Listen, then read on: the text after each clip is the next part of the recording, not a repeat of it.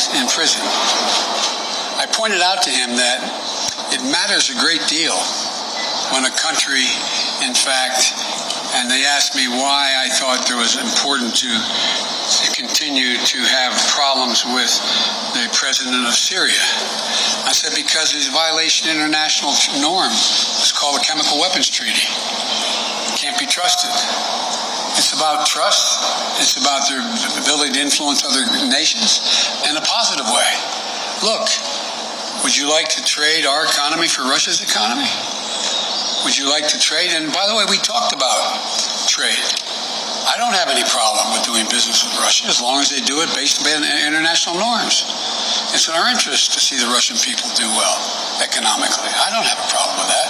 But if they do not act according to international norms, then guess what? That only won't happen with us. It will not happen with other nations. And he kind of talked about that, didn't he, today? About how the need to reach out to other countries to invest in Russia. They won't, as long as they are convinced that, in fact, the violations, for example, the American businessman who was in house arrest, and I pointed out, you want to get American business to invest, let him go. Change the dynamic. Because American businessmen, we're ready to show up. They don't want to hang around in Moscow. Look, guys, I know a secret code. All foreign policies is a logical extension of personal relationships. It's the way human nature functions. And understand, when you run a country that does not abide by international norms, and yet you need those international norms to be somehow managed so that you can participate in the benefits that flow from them, it hurts you. That's not a satisfying answer. Biden said he'd invade Russia. It's not, By the way, that was a joke. That's not true. But my generic point is, it is more complicated than that. David Sanger. All right. Shalom. I want to give all praise and glory unto Yahweh, Bahashem, Yahushai, Bahashem, Ruach Kodash. That was a live clip from Joe Biden post meeting with Vladimir Putin, the president of Russia, which is, Magog in the scriptures. So, the Spirit's been on Magog this morning. This guy who's from Russia, from my job, he came up and actually was, just came back by where I work and had a few words with me. And he was, I actually told him, because he was inquiring about, we were talking about the chariots. And I explained a little bit, and then when the Spirit jumps on you, sometimes you just it's just how it is, the Spirit jumps on you, you end up talking about it. Sometimes when it's you overwhelm the people if they're not ready for it. If they're the 2/3, they're not going to be ready for it. But this dude, he's so-called Russian, but he has a real cool spirit, man. And he vibes with Jake, not just me, but also Judah, I noticed. So he's at my job here, works over here. But he's a cool cat, and I basically, talked to him a little bit about the scriptures, and I told him who Russia was in the scripture, and so whatever. So the Spirit's just kind of been on Magog. So then I started listening to some of these press conferences, and right now that's what's going on. Magog is in the news, with Biden and Putin meeting. I don't know if they met yesterday or today, but actually it was today. And I think, but what I was watching was yesterday's press conference with Joe Biden. And what I can tell you from what I watched is these nations are basically having deteriorating relationship, okay? And when they're speaking about each other, they're very vague, and they don't really give you a straight answer. And you could see the tensions are building up, man. And it's through the spirit and power of Yahweh Bashem Yahushai. Magog and Babylon are, tensions are rising. Let me see if I can get to this other statement, just to give you an idea of what these devils are talking about right now.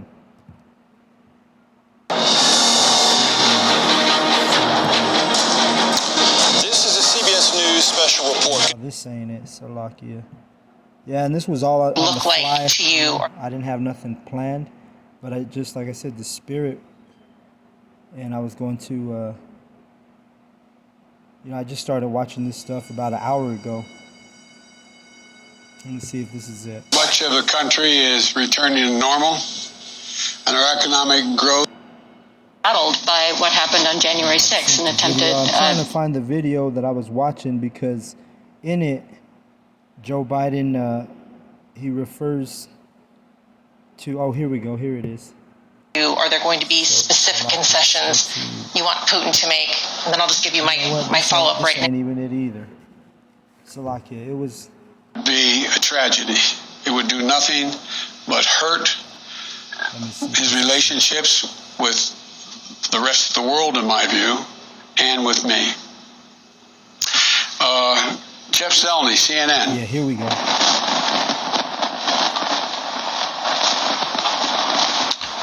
Sir, good evening. Thank you. In a weekend interview, Vladimir Putin laughed at the suggestion that you had called him a killer. Is that still your belief, sir, that he is a killer?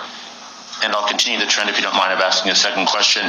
Do you believe if he does agree to cooperate, then what kind of a challenge do you find yourself in? How would you ever trust him? And if Ronald Reagan said trust but verify, what do you say to Vladimir Putin? To answer the first question, I'm laughing too. They actually, So he is a killer. well, look, I mean, he has made clear that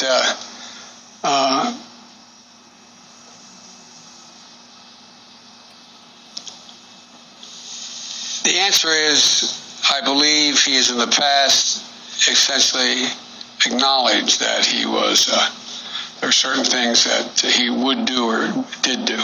But look, when I was asked that question on air, I answered it honestly. But it's not much of a, I don't think it matters a whole lot in terms of this next meeting we're about to have. The second question was related. He does choose to cooperate, sir. What is your version of trust? I'd verify first and then trust. In other words, everything would have to be shown to be actually occurring.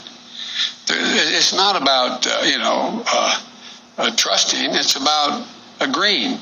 When you write treaties with your adversaries, you don't say, I trust you. You say, this is what I expect. And if you violate the agreement you made, then the treaty's off, the agreement's off. And I'm hoping that that President Putin concludes that there is some interest in terms of his own interest in changing the perception that the world has of him in terms of whether or not he will engage in behavior that's more consistent with what is considered to be appropriate behavior for head of state. Ann Guerin, The Washington Post. Thank you, Mr. President. Here at this meeting and earlier at the G7, you've said several times that America is back at allies' side. But a lot of those allies are themselves pretty rattled by what happened on January 6th, an attempted overturning of your election. And they may still be alarmed by the continued hold that Donald Trump has over the Republican Party and the rise of nationalist figures like him around the world. What do you say to those allies? What have you been saying to them at these meetings about how the next president of the United States can keep any promises you make? To them is... All right, Salakia. So anyway, I was trying to get there was a portion in that clip You can pull it up and watch it. I would recommend it for the brothers who we're the watchmen. So we should be, watching the news and watching these world leaders and listening to their dialogue and how they're speaking about each other, Because right now you could just hear the tension, like I say, in when they're asked about questions about each other. It's vague and they try to be as diplomatic as possible, but the truth of the matter is there is tension. And the prophecy, it says that Russia will, start this World War III, and Russia is going to be the chief enemy to Babylon when the missiles start flying. All right, let me get this in Revelation 20:8. It says, well, you know what? Yeah, let's get. Let me see. All right.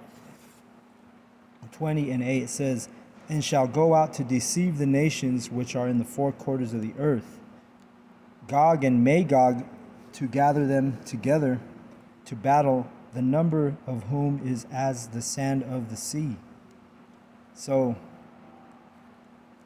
this Magog is Russia in the scriptures, all right? So Magog and Gog is said who's going to gather these other nations, these other heathen nations like China, all these different nations are gonna burn the whore, which is America, Babylon, and let's get that in Revelation. Let's go to Revelation 18, okay?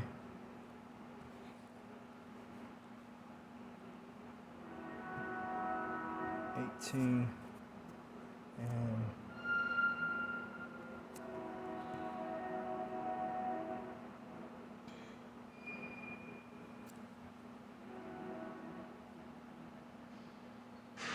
so lucky I was trying to.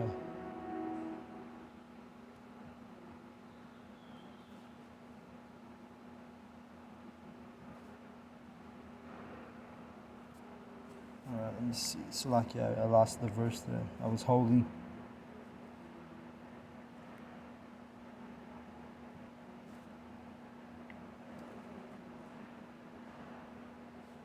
Okay, 17. Salakia, I thought it was 18, but it's Revelation 17. I'm going to start at verse 12.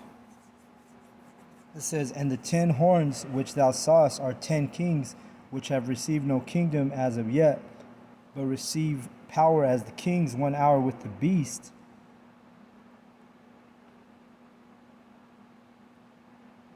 All right, so the 10 horns refers to the United Nations. All right, which there's like 27 nations in there right now, but when they first started the inaugural United Nations, they actually had 10 nations. All right.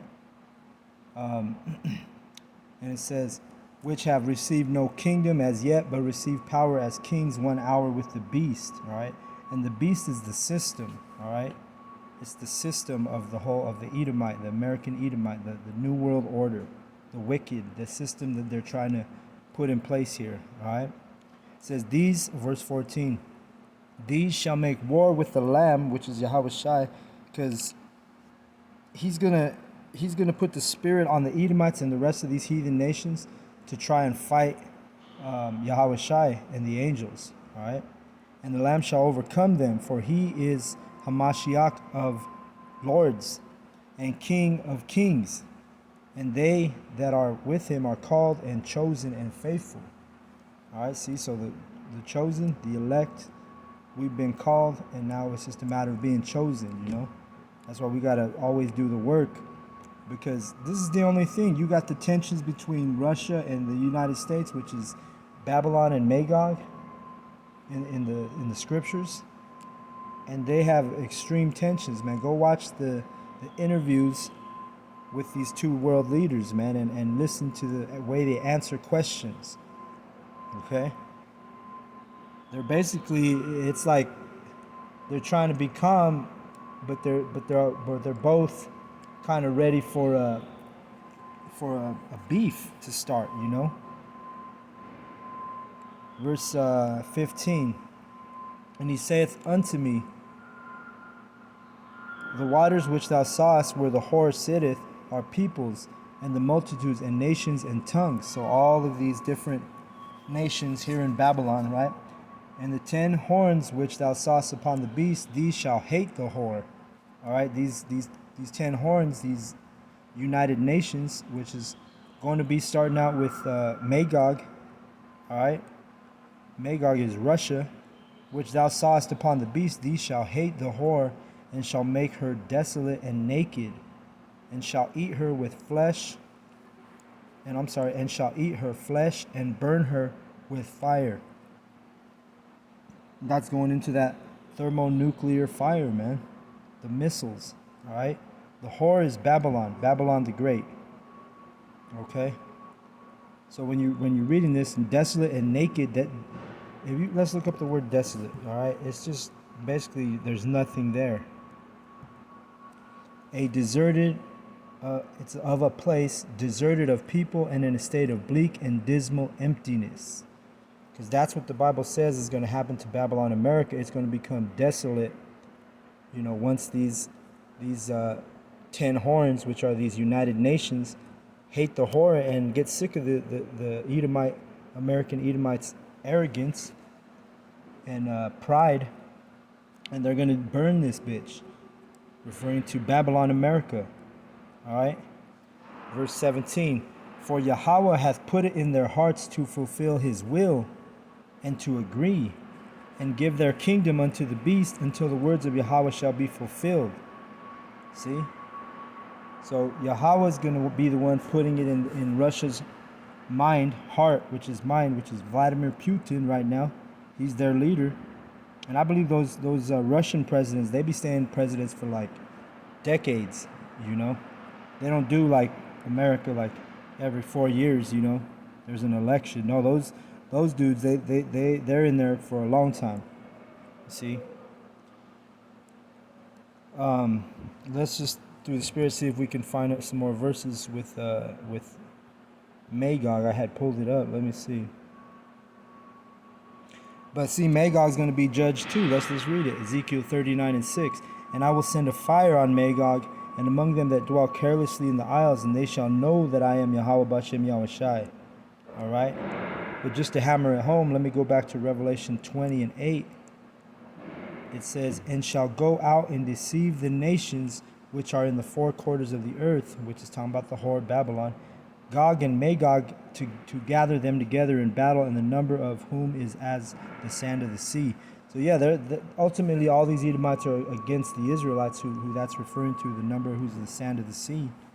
Because a lot of these elite leaders have underground bunkers, which they're going to run to when they start firing those missiles to the ends of the earth.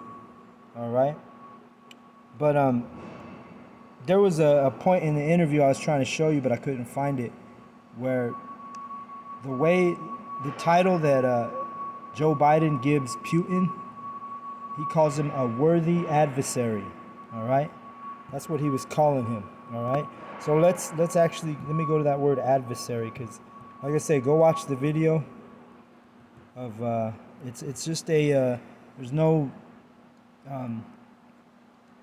it's not like it's just a speech. So go look for the speech video with Joe Biden press conference, which was yesterday, and listen to how he speaks about his adversary. Okay, let me get that definition. Okay, adversary, one's opponent in a contest, conflict, or dispute. All right. So that's the meaning of an adversary. It's your opponent, and it's conflict. There's dispute, But the Bible spoke about this thousands of years ago, that Magog would be the adversary of the whore, Babylon, America. The Bible is the only prophetic book in the whole entire world, man. No other book can prophesy like the scriptures. You see? And that's why it's like you want to be one of them people who only believes in the Old Testament, and you're not going to believe nothing that with pertaining to the book of Revelation, but yet the Bible is prophesying, you know, exclusively about Magog, which is Russia, getting ready to burn this bitch, Babylon, America, the whore. All right. Which, hey, if you're in the right mindset, man, you this couldn't happen soon enough, man. And through our faith, we see the chariots, and we're really just ready for the angels to gather the elect, you know, and save us, you know. Lord willing, I'm in that number, you know. Let's get that real quick.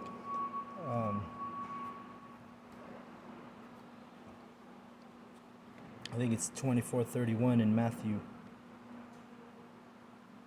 Because like I say, the only thing that's going to save you in a thermonuclear war is a chariot, what people call UFOs, all right? There it is. The angels are the UFOs in the scriptures. When you see a UFO, if you've ever seen one, that's an angel, man. That's a chariot of the Lord. Matthew 24:31, and he shall send his angels, this is Yahweh Shai talking, and he shall send his angels with a great sound of a trumpet, and they shall gather together his elect from the four winds and from one end of heaven to the other. See?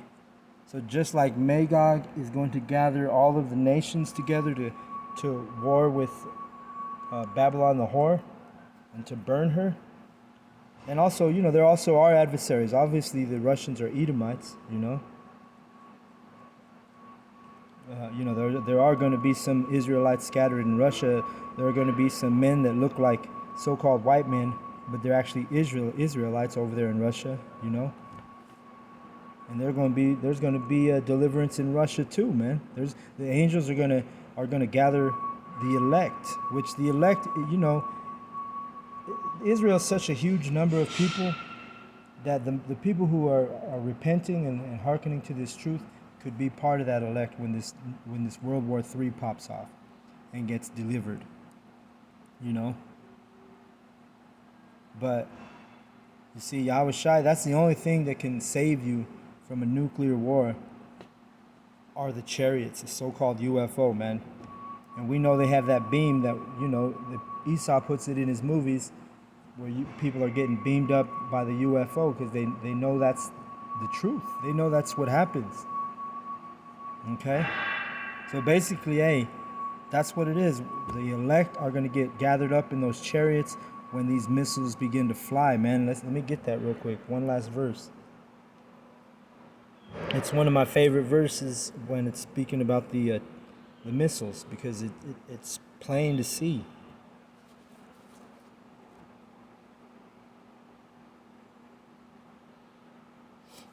Second Ezra 16:13.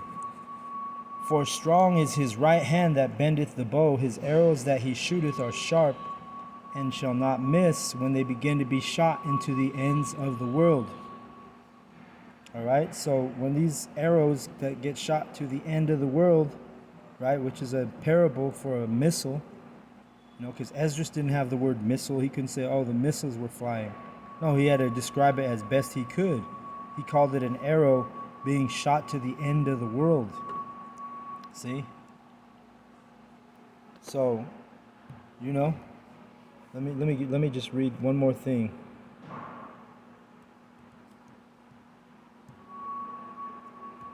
See, this is a smartphone. I looked up the question earlier and has, let's read this. Are U.S. and Russia allies is the question, all right? The United States and Russia maintained diplomatic and trade relations.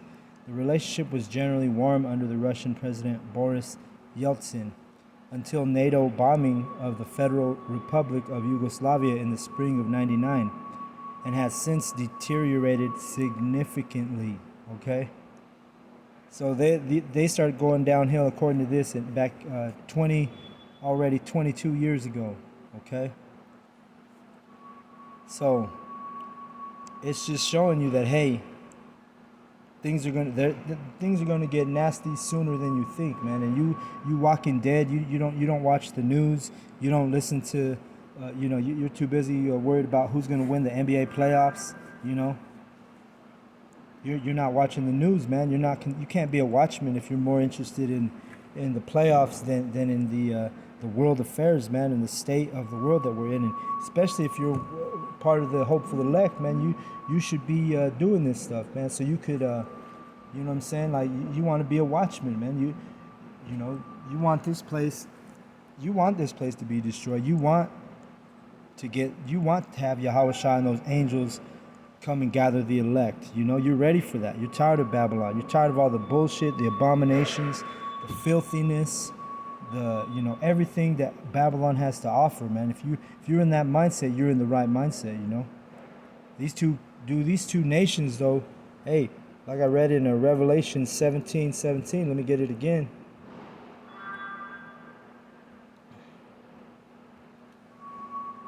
For Yahweh hath put it in their minds to fulfill his will and to agree and to give their kingdom unto the beast until the words of Yahweh shall be fulfilled. All right? And they're going to make her desolate. They're going to make the whore desolate, like you read in 16. You know, Magog gathers the nations. See? So, you know, like I say, the spirit was just on Magog today. And that's what it was, man. Like I say, the dude at my job, he's a so-called Russian. He came over here and talked to me today, and I was, you know, he may be an Israelite, I don't know. But, you know, that's what it all started off. Then I go to the news and see Gog and Babylon beefing on the news, you know, the leaders. But anyway, with that, I want to give all praise and glory unto Yahweh, Ba'ashem, Yahweh Shai, Ba'ashem, Rukah, Kadash. Double honors goes out to the elder apostles of Great Millstone for teaching me this truth. And, you know, I acknowledge all the brethren who are pushing this truth with sincerity. And through the Spirit, Magog just walked up on me too. He's right here, man.